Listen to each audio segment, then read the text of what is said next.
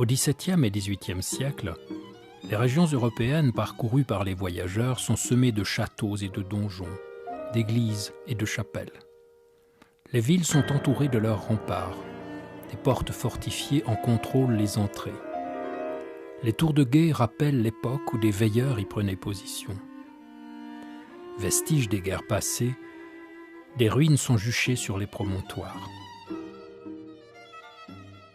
Parmi les livres de voyage, une extraordinaire documentation est apportée par la topographie de l'Allemagne de Mathieu Merian, graveur et imprimeur bâlois installé à Francfort. Le premier volume, consacré à la Suisse, date du milieu du XVIIe siècle. En une centaine de gravures, Merian fait l'inventaire des richesses d'un pays préservé de la guerre de 30 ans qui avait ravagé les États allemands. Il a écrit lui-même que ces images d'une Suisse, encore toute médiévale, représentaient un âge d'or dans l'Europe. Voici la riche abbaye de Wettingen, où les bâtiments gothiques parfaitement entretenus sont entourés de constructions nouvelles, de jardins dans le goût renaissant. Une calèche traverse la rivière sur la Féré. Voici Romain-Motier, son abbatiale, et le village enserré dans les crins des vergers et des champs. L'été commence, les foins coupés sèchent au soleil, rangés par rondins. Sous l'ombrage d'un chêne, un couple oisif évoque les bergers d'autrefois. Et voici encore la ville de Nyon, ceinte de remparts, avec son port où s'activent des mariniers. Le lac paisible reflète les silhouettes des maisons. Les hommes et les choses donnent à voir un mode de vie fixé depuis toujours. La topographie de Merian a eu un immense succès. Elle a fixé pour longtemps l'image d'un pays immuable, dans son usage de l'espace, son bâti médiéval, ses formes politiques et sociales. Au siècle suivant, les plaques des gravures de Merian étaient encore réutilisées dans les nouveaux livres de voyage. Ainsi dans cette représentation de la ville d'Aarau serrée dans ses remparts. De même pour Harbourg, ville forteresse sur l'Aar, dans un autre ouvrage célèbre dans la première moitié du XVIIIe siècle. Non seulement la planche vient de Merian, mais l'imprimeur a conservé le cavalier, le piéton, le chien qui bondit en Japon au premier plan depuis plus d'un siècle. Mais voici le même site d'Harbourg au milieu du XVIIIe, dans la nouvelle topographie de David Erliberger. Tout s'est transformé. La ville forte est devenue plus compacte. Certes, des terrasses nouvelles ont été construites, les murs et les soubassements ont été consolidés. Mais surtout, l'image elle-même est fabriquée différemment. Le point de vue a changé. La colline est rapprochée du spectateur. L'effet d'élévation est accentué dans les remparts, les contreforts, les maisons mêmes. Les lames du rocher semblent monter à l'assaut des murs.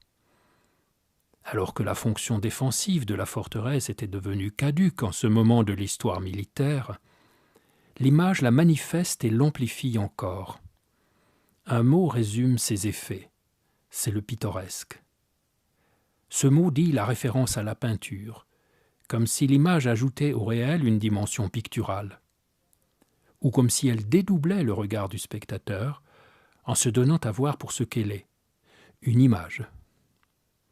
La nouvelle topographie, parue en 1754, ouvre une manière de voir effectivement nouvelle, illustrée par d'innombrables dessinateurs et peintres de paysages. Nicolas Pérignon, peintre français voyageant pour dessiner des vues pour les tableaux de la Suisse, copie la structure du dessin de Erliberger. Mais il lui ajoute une sorte de patine et pose sur la ville une lumière de couchant qui la rend plus fragile et plus émouvante, qui éloigne du spectateur les choses représentées. Voici une suite d'images qui se font écho en amplifiant l'effet pittoresque. Désormais, les illustrations qui donnent à voir le Moyen-Âge sont marquées par cette forme de dédoublement.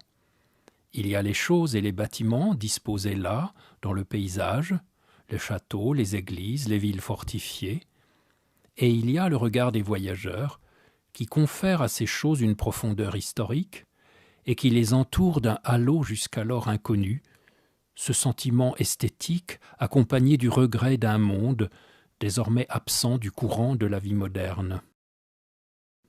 C'est à cette époque que Rousseau écrit son roman « La Nouvelle Héloïse », qui ouvre en Europe la mode des âmes sensibles. Empruntant son titre à l'histoire d'Héloïse et d'Abélard, Rousseau donne une vie nouvelle au mythe de l'amour légué par le Moyen-Âge. Mais aussi, il le voue à exprimer un deuil perpétuel. C'est en effet lors d'une promenade au château de Chillon, sur les bords du Léman, que l'héroïne Julie se jette dans le lac pour sauver son jeune fils, geste dont elle mourra. En cette dernière partie du siècle, entre lumière et romantisme, les âmes sensibles viennent aussi contempler dans le paysage les ruines qui rappellent le passé disparu. Pour leur regard avide de pittoresque, tout paysage devient prétexte à cette mélancolie des ruines. Les donjons solitaires envahis par la végétation, la tour d'angle d'une ferme fortifiée à demi écroulée, un aqueduc improbable et branlant, des masures aperçues hors les murs.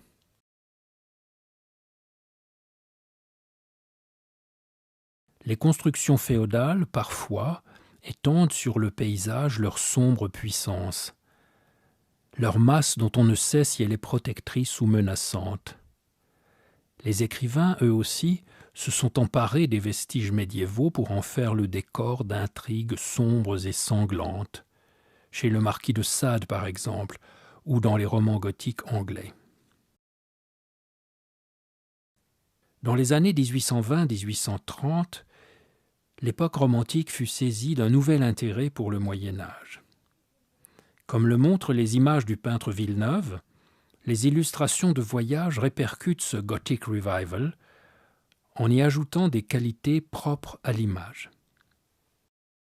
Un regard particulier apparaît ici, on aimerait dire un regard archéologique, qui cherche à montrer comment les hommes du passé organisaient leur monde géographique. Voyez dans ces images l'opposition de l'ouvert et du fermé, associée à celle du haut et du bas, ou si l'on veut, du dominant et du dominé. Depuis le château de Bellinzone, une vaste plaine s'ouvre au regard, de même que depuis la colline de Valère, à Sion. Voyez encore l'immense ruine du château de Dornec. L'espace est ouvert, sous le contrôle d'un pouvoir qui le domine. Mais dans d'autres sites, l'espace se ferme brusquement. Une muraille se dresse et arrête le regard, tel le massif du Stockhorn qui bouche l'horizon derrière un quartier de la ville de Thun, ou encore ce fond de vallée jurassienne avec sa cluse et la muraille immense de la montagne. Autrefois, le donjon de Tirstein contrôlait le passage.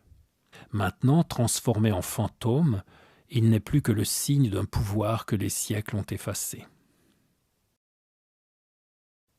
Un des plus étonnants dessinateurs romantiques du voyage fut le peintre anglais William Bartlett, maître d'un genre qu'un historien a nommé les Alpes gothiques. Dans sa vision, Fribourg devient cette ville du vertige, toute médiévale dans la verticalité de ses falaises, de ses maisons, de ses tours. Le château de Mesocco domine, de ses remparts effondrés, le fond de la vallée où passe la route du col du San Bernardino. Chez Bartlett, les silhouettes des ruines féodales ressemblent aux montagnes que le temps a érodées, jusqu'à ne laisser subsister que des crêtes déchirées, des falaises croulantes, des pointes lacérées par les vents, dressées dans le ciel d'orage. Le paysage tout entier est devenu gothique, fait de dômes, de donjons, de contreforts, éclairé par une lumière venue de l'infini. Les montagnes sont les cathédrales de la terre, dira quelques années plus tard l'historien de l'art John Ruskin, dans une métaphore qui exalte la dimension spirituelle du paysage. Rien ne le montre mieux que ces deux admirables planches qu'il a dessinées pour le 4e volume des Modern Painters, intitulé Of Mountain Beauty. Le dieu médiéval semble être là, invisible mais présent, d'une présence diffuse dans la luminosité dramatique, dans les nuées, dans l'étagement sans fin des lointains.